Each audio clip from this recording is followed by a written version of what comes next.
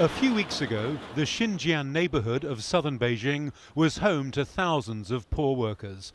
They came here from other parts of China in search of a better life.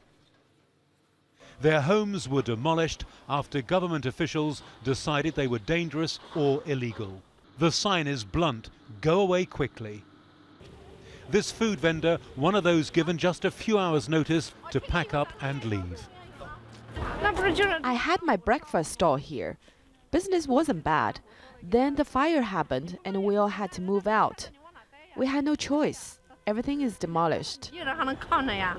For low wages, migrant workers do the menial jobs that help to keep this city running. Many are delivery workers, foot soldiers of China's booming e-commerce economy. But the government's clean-out is now putting pressure on the industry. In another condemned neighborhood, we met JINXI. He spends most days caring for his granddaughter while his son and daughter-in-law work. He's been paying $135 a month for a room measuring around 6 square meters. He's accepting of his fate, but says the government has behaved in a heavy-handed way. When Beijing was developing, it definitely needed migrant workers. Now Beijing has been developed and they have this policy of evicting people. People from other places who now they consider irrelevant to the city's development. Minutes later, a demolition crew appears, backed up by security guards here to enforce the evictions. Not something they want the cameras to capture. We were ordered away.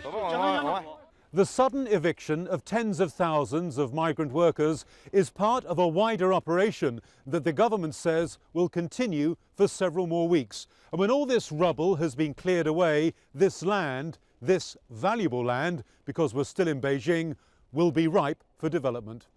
The narrative on state TV paints a very different picture. Here, the local party chief is thanking migrant workers for their contribution.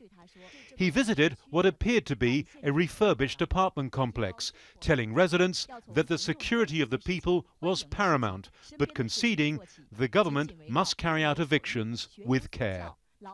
It's clear that many of the homes being demolished were dangerous on many levels, but they were cheap, convenient, and often the only option. Now those that lived here must either return to their home provinces or find somewhere else to live in a city where they no longer feel welcome. Adrian, Al Jazeera, Beijing.